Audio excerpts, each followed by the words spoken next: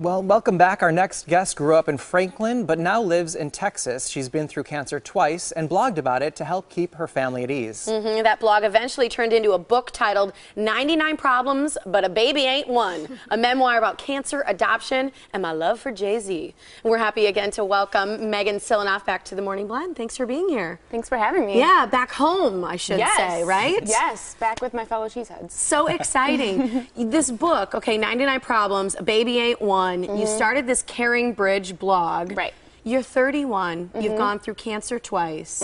How did all this writing start, and how did you decide to take this kind of humorous approach to your writing at this age? Right. So when I was first diagnosed, it was super scary, and I could tell like everyone was freaking out. Like I was freaking out too, but my mom and my family, my friends. So I decided to start a Caring Bridge blog to kind of like lighten it up a little bit, right? Like update everyone what was going on, but like maybe with a joke or just kind of lighten the tension.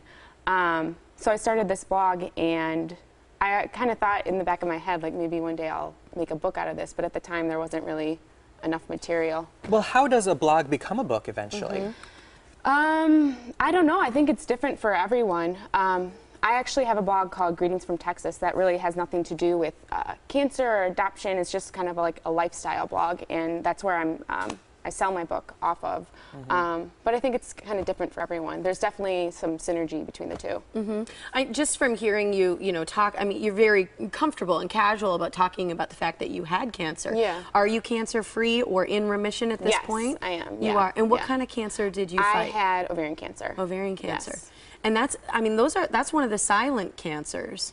Yeah, I mean, the way we found it, I was going into surgery. They were going to remove just what we thought was like a normal random like cyst on my ovary, and I remember waking up in the hospital room like after surgery, and there was like an oncologist in there, which you never want to have to meet that guy.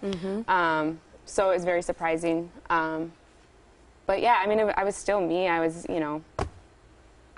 that's what I do naturally, is joke about things and try not to take myself or anything too seriously. So that's how I handled the cancer as well. And we do know laughter is the best medicine. It is. Totally. But how do you take some of life's biggest challenges, things like a devastating diagnosis, dealing with stressful adoption, other things, how do you find the funny in those situations? I think it's a lot has to do with the people you surround yourself with. My husband is hilarious. My dad is really funny. I think when like my family and friends saw that I was joking about it, that gave them the green light to do so as well.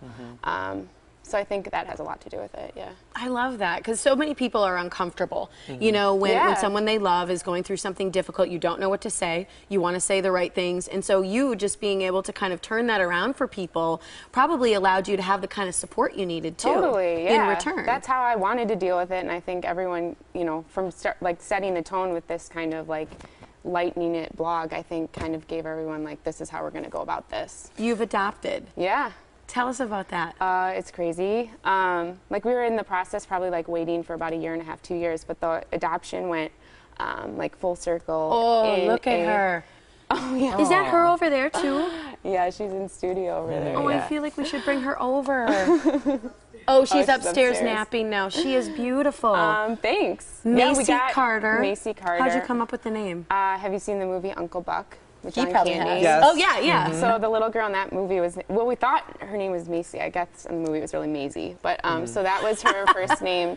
And then Carter is after Jay-Z, because I'm obsessed What with is up with you and Jay-Z? We gotta know. Yeah. I love Jay-Z. I don't know. I think part of it is just I love his story, like, like self-made man, like overcoming like his neighborhood, his situation, and his career. Like he wanted, make a record. He couldn't get a label, so he made his own label. And then I just think he's super talented. I know like rap a lot of time, it's dismissed because it's very provocative or has profanity, but I think his meanings, like there's so many double meanings. But he's not as controversial as some other rap artists. All. What do you think of Beyonce in the meantime? Love her. And Blue Ivy. Yeah, exactly. Blue Ivy, obsessed with her. Yeah, I just went they were just in Chicago a few weeks ago, so I went to the Jay-Z concert and I went to the Beyonce concert. But he influenced the title of the book and your baby's name. 99 Problems, But a Baby, that's a play off one of his most famous lyrics. Yeah. So people get your book. First, where can they find it? And what will they read? So they can get it on Amazon, and then next week there'll be electronic version for their Kindle.